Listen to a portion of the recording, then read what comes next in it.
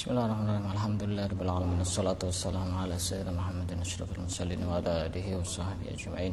Subhanaka la ilma lana illa ma 'allamtana innaka antal alimul hakim. Qala rabbi shrah li sadri wa yassir li amri wa hlul 'uqdatam min lisani yafqahu qawli. Wa ta'alluma wa ta'lima li fadata wal istifada wa tadhakkur wa tadhkir wa naf'a wal intifa' wa tamassuka ala kitabillah wa sunnati rasulih wa du'a ila al huda wa dalala ala al khair ibtigha' mardatihi wa qurbihi wa thawabihi subhanahu wa ta'ala. Qala al-musannif rahimahullahu ta'ala wa nafa'ana bihi wa bi ulumihi wa amadana bi asrari fid dharain amin. Akan kita lanjutkan membaca kitab Wasailul Usul ila Syamailir Rasul yang dikarang oleh Syekh Yusuf bin Ismail An-Nabhani. Kita masih membahas tentang apa? Makanan Rasulullah. Akan kita lanjutkan. Wa an Abdullah bin Salam radhiyallahu taala anhu qala ra'aitu an-nabiyya sallallahu alaihi wasallam akhadha kisratan min khubzin fa wada'a 'alaiha tamratan wa qala hadhihi idamu hadhihi. Rasulullah itu pernah mengambil satu potong roti kemudian dimakan dengan kurma. Kata Rasulullah, ini kurma ini adalah lauknya roti. Jadi dibuat semacam selai begitu. Nah, kenapa Rasulullah itu kok ada roti, di situ roti gandum, kemudian ada kurma? Kenapa? Karena kurma itu sifatnya itu panas, sedangkan roti itu sifatnya dingin, ke perut maksudnya. Ke perut itu rasanya dingin kalau roti gandum itu, sedangkan kurma itu panas, efeknya itu panas ke lambung, ke perut itu panas. Maka Rasulullah itu sangat paham. Jadi Rasulullah tidak pernah mengumpulkan dua makanan itu yang sama-sama efeknya itu panas ke perut atau sama-sama dingin. Jadi Rasulullah itu ketika memakan makanan itu ya satunya efeknya itu panas, satunya itu dingin. Makanya Rasulullah juga pernah makan kurma dan semangka. Karena kurma itu efeknya panas ke perut itu. Apalagi makanan yang efeknya panas di perut. Madu ya? Madu panas. Maka ketika ada yang panas seperti itu harus diimbangi dengan yang dingin. Itu kaidah kedokteran. Dan itu sudah dipraktikkan oleh Rasulullah. Ketika makan kurma misalkan, barengin dengan makan yang lain yang sifatnya itu dingin. Kalau Rasulullah makan kurma dengan semangka. Ini makan kurma dengan gandum, roti gandum gitu. Jadi itu sangat bermanfaat untuk kesehatan. Dan itu sangat disetujui oleh ahli-ahli ilmu kedokteran. Wa an Anasin radhiyallahu ta'ala anhu anna Rasulullah sallallahu alaihi wasallam kana yu'jibu sufil. Sufil itu apa? Ma baqiya minat ta'am fi asafilil kidri wal qas'ati was sahfati wa nahwiha. Rasulullah itu suka makanan yang ada di apa? Dasarnya panci atau sejenisnya. Apa namanya?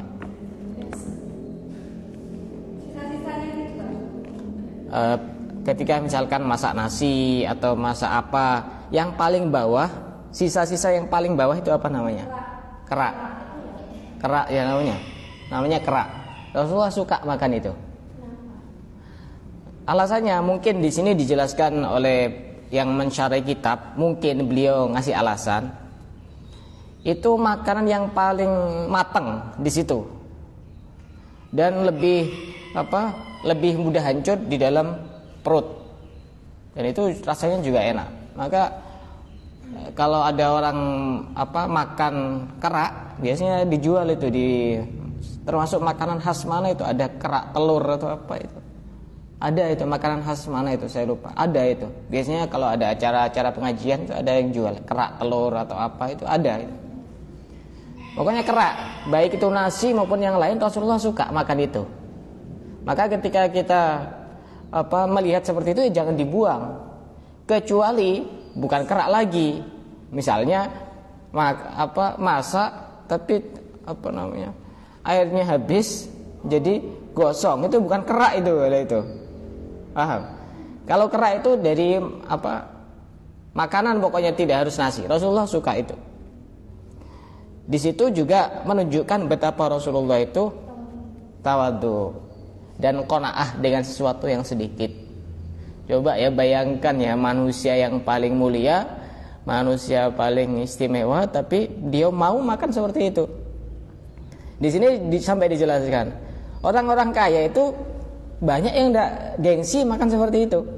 Coba orang kaya suruh beli kerak atau suruh makan kerak, itu kalau tidak orang tawadhu itu tidak bakal mau.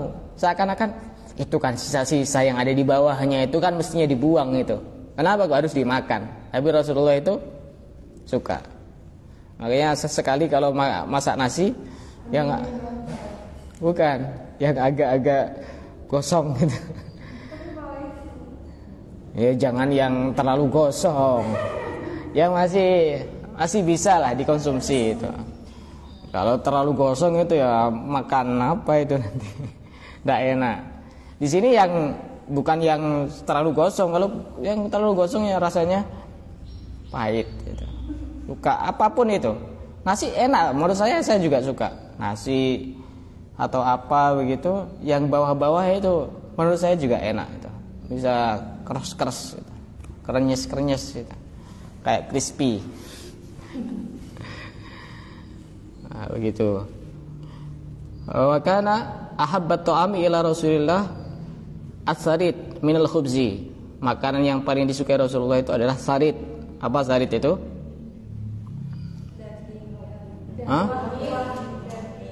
Daging yang dihaluskan yang dengan apa roti ya? Roti ada kuahnya itu ada dagingnya itu. Rasulullah itu juga suka wasarid minal haisi, jenis makanan sarid tapi jenis yang lain, yang di situ apa komposisi apa bahannya itu at-tamru ma'as samin, kurma campur minyak, wal ukti dan keju. Keju itu apa? Keju itu susu yang dikeringkan, itu namanya keju itu. Kadang-kadang kejunya itu diganti dengan tepung atau roti yang diremukkan, dicampur jadi satu, kemudian jadi makanan namanya hais. Makanan namanya hais. Wa kana Rasulullah sallallahu alaihi wasallam yuhibbu minasyati adh-dhira wal katif. Rasulullah itu suka dari kambing itu dhira. Apa dhira? Bagian kaki yang paling depan. Kaki bagian depan. Dhira itu ya yang dari sini sampai ke sini namanya dhira. Bukan dari sini sampai ke sini. Dhira itu yang sini. Nah, makanya kadang-kadang di bab fikih ada apa ukuran satu dhira. Satu dhira segini, kira-kira setengah meter ya. Ya, kira-kira setengah meter kalau manusia itu. Dan katif itu ini pundak, punggung, itu Rasulullah suka makan itu. Wa minal qidri ad-dubba, dan dari makanan yang dimasak di atas kendil atau panci, Rasulullah suka dubba. Apa dubba? Masih ingat? Dubba, apa dubba? Labu. Nah, sekarang lupa, kemarin tidak tahu. Dubba itu labu, tapi labu yang bisa dipakai kolak gitu. Itu namanya dubba.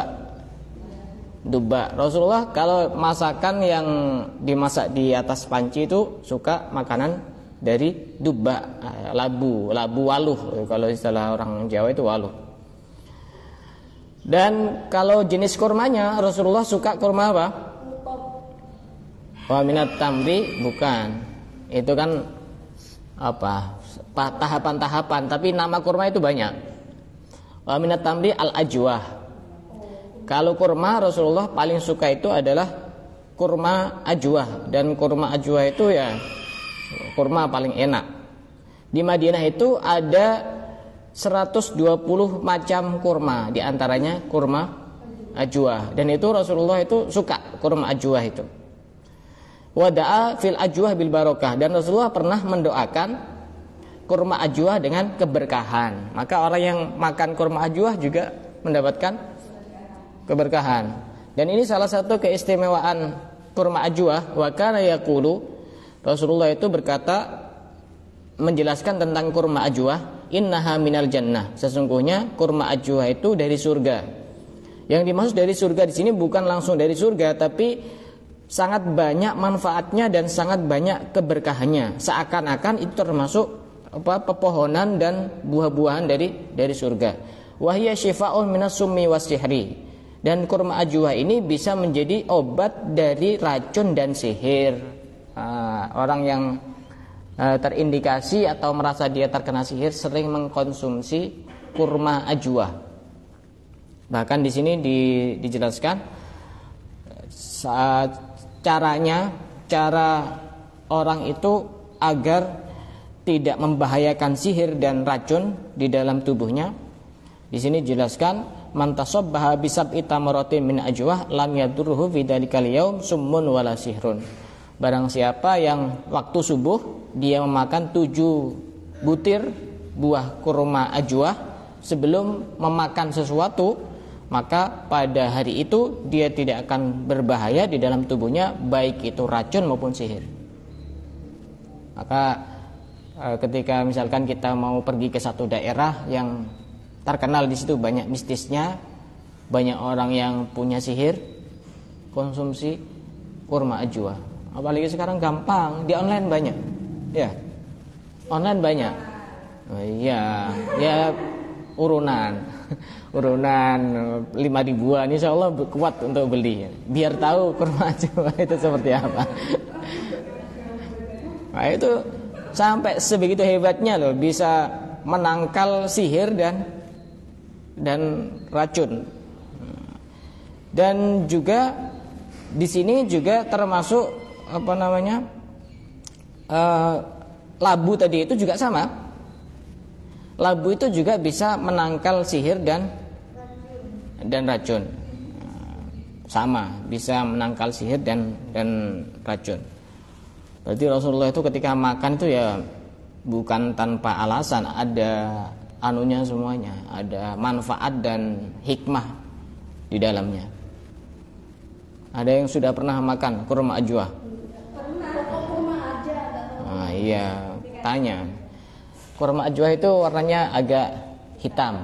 Kalau kurma biasa itu kan agak kecoklat-coklatan gitu. Kalau kurma ajwa itu agak hitam kayak warnanya buah apa yang panjang-panjang hitam ada bijinya, itu apa, buah apa itu ya? Juwet apa? Duet ya. Mirip kayak gitu hitamnya. Tahu? Itu. Mirip-mirip itu warna hitamnya mirip-mirip itu. Itu kurma ajwa. Dan sangat mujarab untuk menangkal sihir dan racun. Tidak usah pergi ke dukun, nanti bahaya. Iya, soalnya bahaya kalau pergi ke dukun. Di sekitar sini saja itu ada orang yang banyak tamunya itu sekali datang itu harus menyerahkan 1.500.000 rupiah. Itu kemudian nanti juga suruh bawa kambing, nanti penyakitnya dipindahkan ke situ. Kalau kena sihir cukup konsumsi kurma ajwa, ekonomis dan mengikuti sunnah. Jangan datang ke dukun. Datang ke dukun sholatnya tidak diterima selama 40 hari. Datang saja, belum dia mengikuti anjuran, resep, saran. Tidak boleh. Suruh bawa ayam yang warnanya hitam, kayak suruh bawa begini dan begitu. Cukup beli kurma ajwa, insya Allah berkah. Tapi saya tidak jualan kurma ajwa. Di online banyak, tapi beli yang asli gitu. Dan itu di Madinah itu ada sering menjadi tempat wisata, ada kebun kurma khusus ajwa. Itu biasanya sering jadi tempat wisata untuk orang-orang yang haji atau umroh itu. Ya, semoga tahun depan bisa haji atau umroh. Ya tahun depan kan masih tidak tahu, tahun depan 2024 apa 2020. Kalau haji ya mungkin saja bisa jadi kan tiba-tiba, oh ini saya kasih uang 500 juta kamu pergi haji ya. Berarti kan tahun depan, tidak usah nunggu sampai berapa puluh tahun. Di Situbondo ini kalau tidak salah 15 tahun kalau tidak salah nunggunya itu. Saya daftar sebelum corona itu berdua sama istri saya. Tidak tahu berangkatnya tahun berapa. Itu nabung dari sedikit demi sedikit. Padahal saya teringat pesan guru saya. Dulu itu guru saya itu punya abah. Ya Gus saya itu punya abah. Dia itu izin mau bangun rumah. Cuma kata abahnya, bangun rumah dulu di surga, haji dulu. Jadi itu prinsipnya nabung buat haji dulu. Baru setelah itu mau pengen ini, pengen mobil, pengen itu silahkan. Yang penting sudah punya rumah dulu. Haji itu maksudnya. Alhamdulillah sudah daftar, tinggal melunasi. Kalau di sini 25 juta per orang itu 25 juta. Kalau umur yang masih muda 12 tahun itu sudah bisa daftar gitu. Makanya orang itu kalau punya uang 12 tahun sudah daftar enak, masih nunggu nanti. Kalau sekarang aturan kalau sudah umur 60 tahun tidak boleh daftar. Karena khawatir sebelum berangkat dia sudah berangkat duluan ke tempat yang lain. Tidak boleh. Coba kalau nunggu 15 tahun, berarti kan umurnya 75 tahun. Ya kalau dia masih hidup. Kalau sudah almarhum kan begitu. Wa kana ahabbat tamri ila Rasulillah sallallahu alaihi wasallam al-ajwah. Tamar yang paling disukai Rasulullah adalah jenis ajwah. Wa kana sallallahu alaihi wasallam yuhibbu zubda. Rasulullah itu suka keju. Keju itu yang tadi itu susu yang dikeringkan, baik dari susunya sapi atau kambing. Wa tamro, dan Rasulullah suka kurma. Kurma secara umum lah. Rasulullah kurma secara umum itu suka. Tapi di antara kurma-kurma itu yang paling disukai adalah ajwa. Nah, ini ada referensi yang lain yang disukai Rasulullah, makanan yang disukai Rasulullah. Kita juga ya walaupun bukan wajib, tapi kita itu kalau ngaku mencintai Rasulullah ya harus mencintai apa saja yang dicintai Rasulullah, walaupun sebenarnya kita tidak suka. Ya belajar untuk menyukai apa yang disukai Rasulullah. Wa kana sallallahu alaihi wasallam yuhibbul kisa. Rasulullah itu suka kerai. Tahu kerai? Timun, bukan timun tapi sejenis timun. Kalau timun itu kan agak ada pahitnya. Tapi kalau kerai itu tidak pahit. Kalau bahasa orang sini apa? Dan itu biasanya dipakai apa kalau di sini? Dimakan biasa. Yang dirujak timun apa kerai? Timun ya. Pokoknya kerai itu ya bahasa orang Jawa memang kerai. Kalau bahasa Arab khiyar mirip-mirip. Khiyar itu ya kerai itu. Bentuknya sama seperti timun, cuma timun ini ada pahitnya, kalau itu tidak ada pahitnya.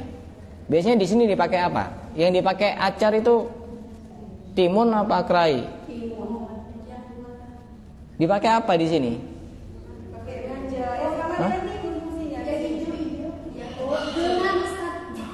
Apa? Kuah. Oh, iya.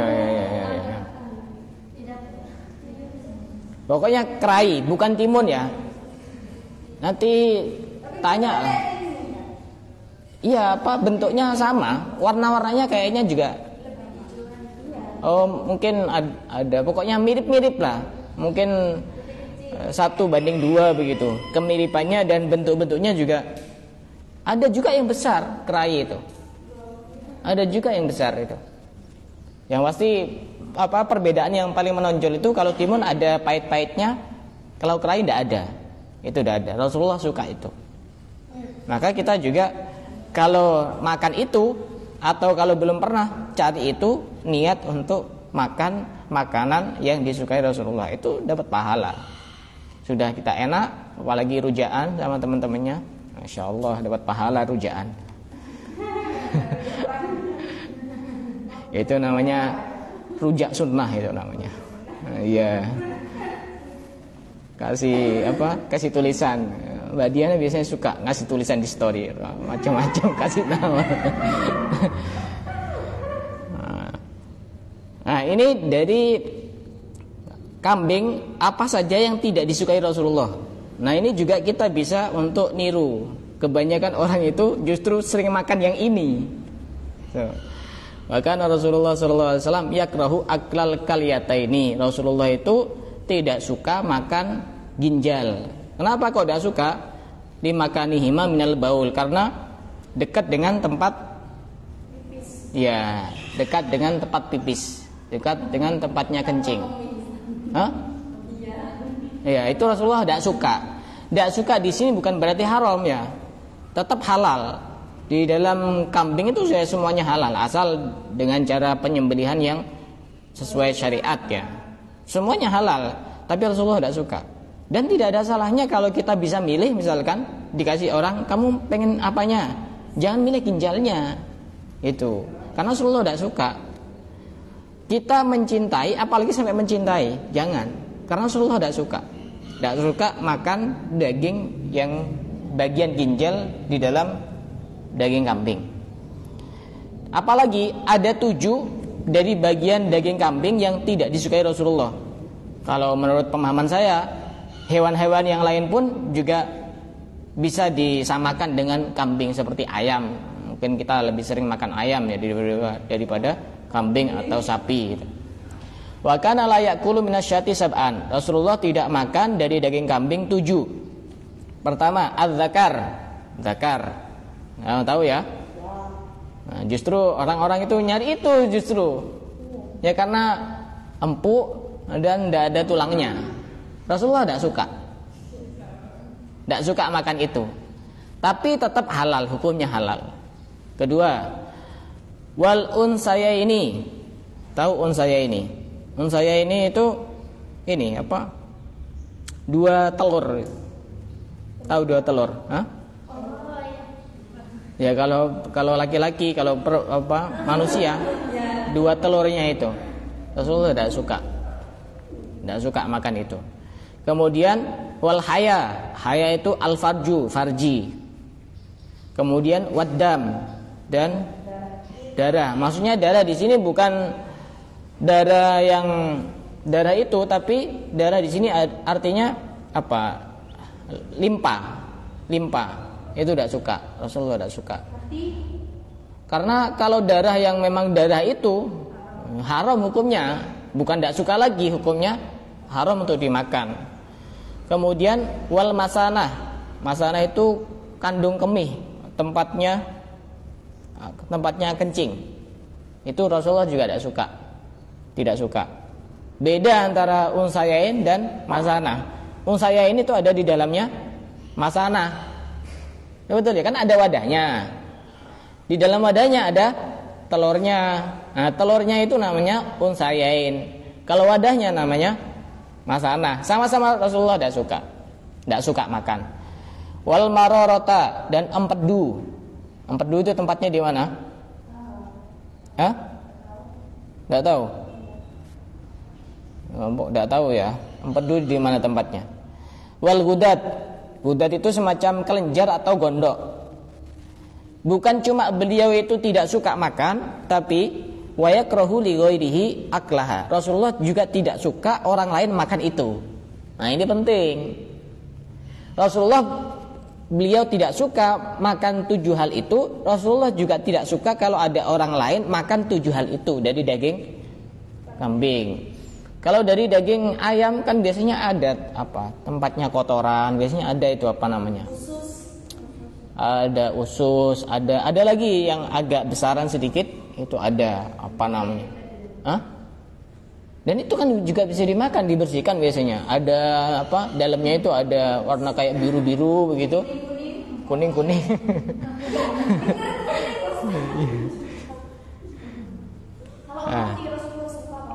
Kenapa? Iya itu. Termasuk kabid wattihal. Kabid itu ya jantung atau hati, wattihal itu tidak suka. Tidak suka.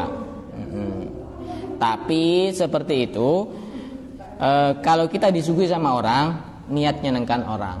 Itu ya. Jangan, oh ini Rasulullah tidak suka. Kamu diusir nanti sama orangnya.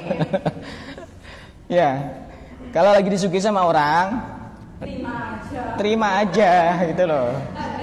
Kalau misalkan kita bilang, Pak, Bu, ini kok enak makanannya. Oh iya, nanti saya bawakan untuk dibawa pulang. Alhamdulillah. Jangan bilang ini makanan yang tidak disukai Rasulullah. Perasaan. Nanti orang tuan rumahnya bilang, sudah ini yang terakhir dan tidak boleh kesini lagi.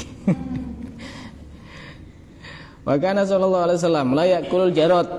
Rasulullah tidak suka makan belalang, walaupun belalang hukumnya halal. Saya tidak pernah, juga belum pernah. Kemarin daging-daging yang disukai Rasulullah diantaranya daging kelinci. Nah, siapa yang sudah pernah makan daging kelinci? Itu Rasulullah suka makan daging kelinci. Apalagi kemarin itu hewan laut dengan jenis apapun. Terus apalagi unta, kambing. Apalagi kemarin itu? Saya yang paling ingat itu daging kelinci, soalnya belum keturutan makan daging kelinci. Katanya ada yang jual di situ, di dekatnya Pondok Al Amanah, di utaranya Agen Sosis itu. Di utaranya yang jual mie ayam itu katanya di situ ada yang jual daging kelinci. Insya Allah kapan-kapan harus dicoba itu. Karena Rasulullah suka makan itu.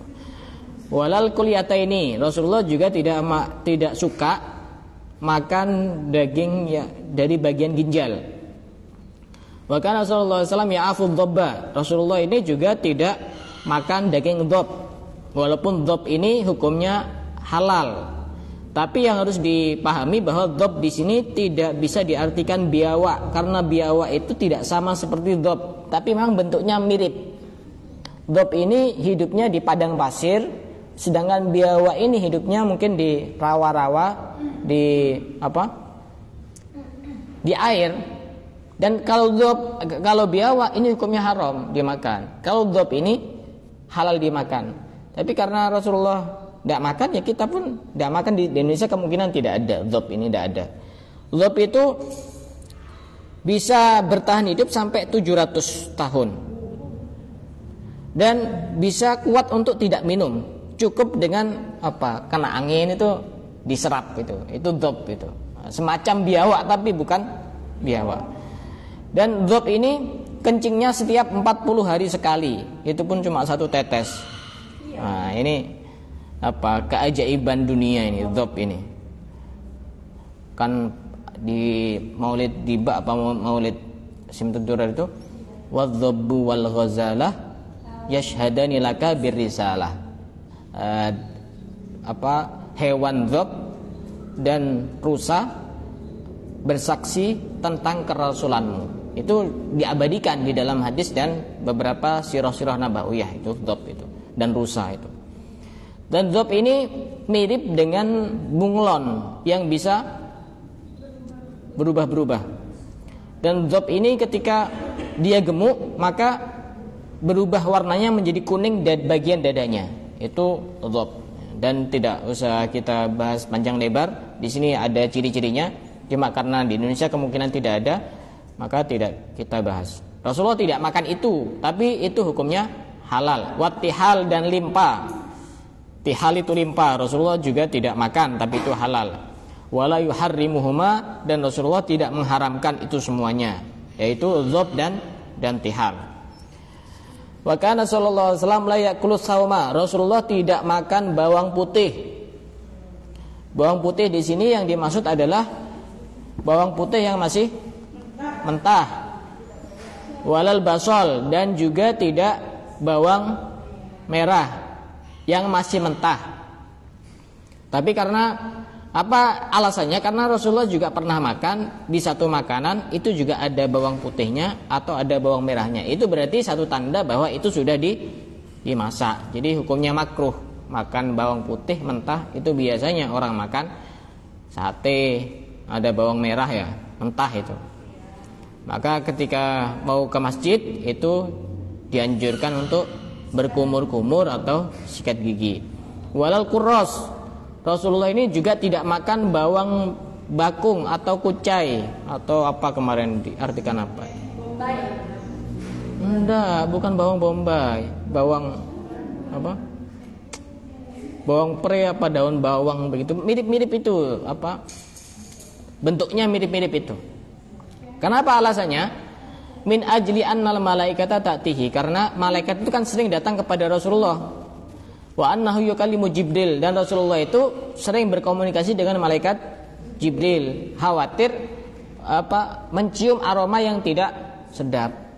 Makanya di majelis-majelis yang baik dan di masjid itu tempat berkumpulnya malaikat. Maka jangan sampai ada bau-bau yang tidak sedap. Di antaranya rokok.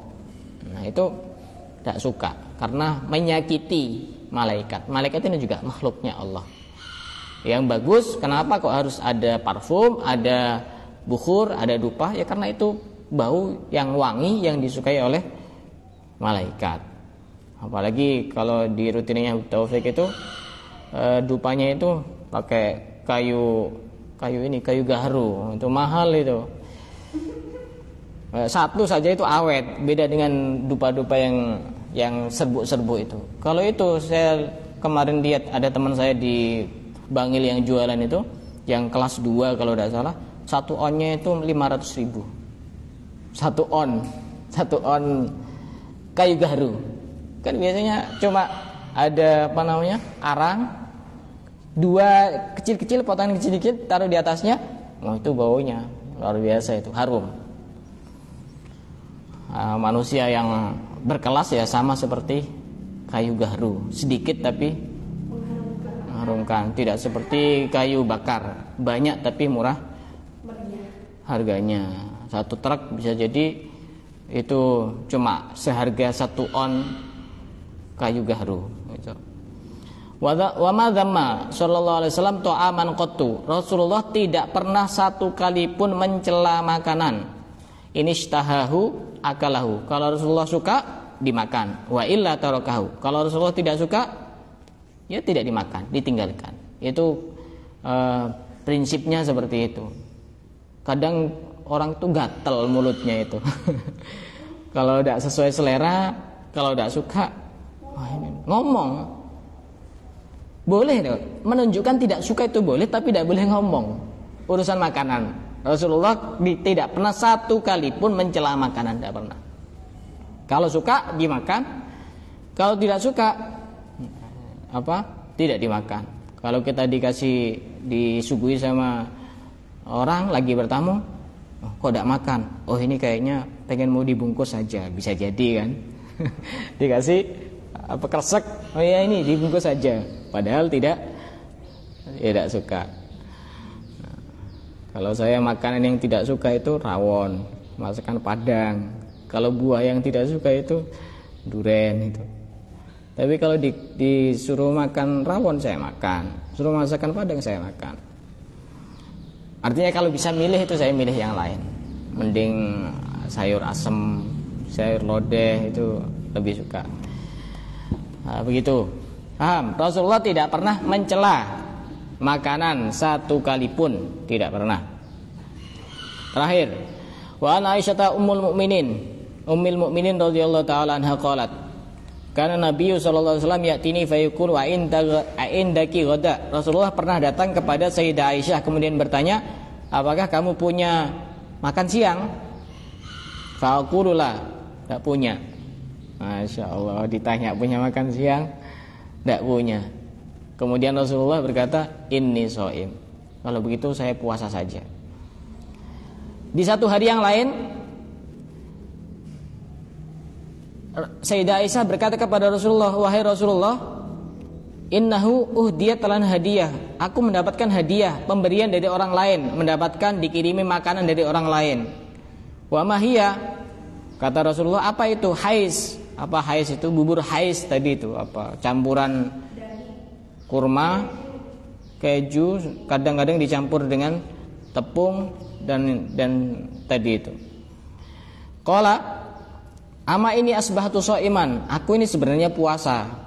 Qalat, kemudian Sayyidah Aisyah bercerita Rasulullah kemudian makan.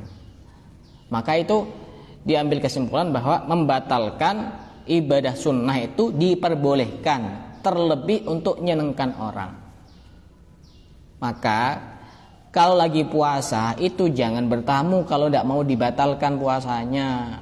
Itu nyakiti hati orang. Saya pernah dengar cerita dari guru saya sendiri. Dulu guru saya ini mondok di Lirboyo Kediri. Diajak pulang sama abahnya karena ada satu kepentingan begitu. Waktu itu beliau lagi puasa, Senin atau Kamis begitu. Dan bertamunya sekitar menjelang maghrib. Disuguhilah sama pengasuh.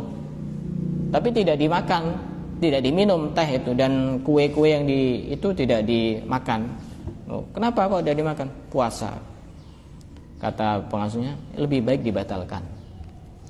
Kalau memang kita itu yakin bahwa dengan kita makan, orang yang ngasih itu senang. Tapi kalau orangnya itu biasa-biasa, oh ini mungkin puasa, tidak ada rasa, tidak enak, ya silahkan, tidak apa-apa. Tapi kalau misalkan itu bisa nyenengkan orang, itu jauh lebih bagus. Makanya kalau lagi puasa jangan bertamu. Nanti kalau disuguhi, maaf saya lagi puasa, tidak bagus seperti itu. Kalau memang benar-benar puasa di rumah saja, jangan bertamu gitu. Tidak bagus. Membatalkan puasa sunnah itu boleh.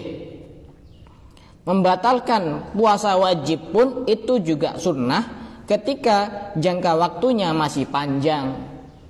Misal ada orang perempuan yang banyak hutangnya, kan perempuan puasa itu. Iya, hutang puasa maksudnya.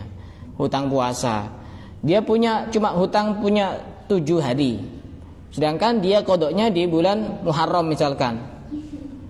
Kemudian dia diajak main ke rumahnya teman, disuguhi makanan bakso, sate, gulai, soto. Wah, ini apa ya? Tapi puasa itu kan pahalanya lebih besar. Bukan, salah. Lebih besar makan-makan itu pahalanya. Lebih baik makan, sunnah makan, walaupun puasa wajib, ketika jangka waktunya masih ada banyak kesempatan. Kecuali punya hutang 7 hari, 7 hari lagi sudah puasa, tidak boleh dibatalkan, hukumnya haram. Apalagi puasa Ramadan, tidak boleh. Wah, ini saya ditraktir sama teman, suruh makan bakso, ya apa ini? Kan nyenengkan orang itu termasuk pahala. Nah, di dalam kitab Risalatul Mu'awan itu niat baik harus dibarengi dengan perbuatan yang baik juga. Niatnya baik, nyenengkan orang, tapi perbuatannya tidak baik, dia tidak puasa, tidak bisa seperti itu. Lagi majelis, lagi kumpul sama teman-temannya. Oh, ini kalau saya tidak ikut nyumbang gibah ini kan tidak enak. Hanya dia itu pun takut perasaan. Ya, niatnya bagus, nyenengkan temannya, tapi dengan perbuatan yang tidak bagus, tidak bisa seperti itu. Tidak bisa. Atau saya nyuri uang, nanti saya niatkan untuk sedekah. Niatnya bagus, tapi dengan perbuatan yang tidak bisa. Harus sinkron itu antara niat baik dengan perbuatan yang baik begitu. Nah, insyaallah kita akan lanjutkan lagi pertemuan yang akan datang. Ada yang mau ditanyakan? Wallahu a'lam bishawab.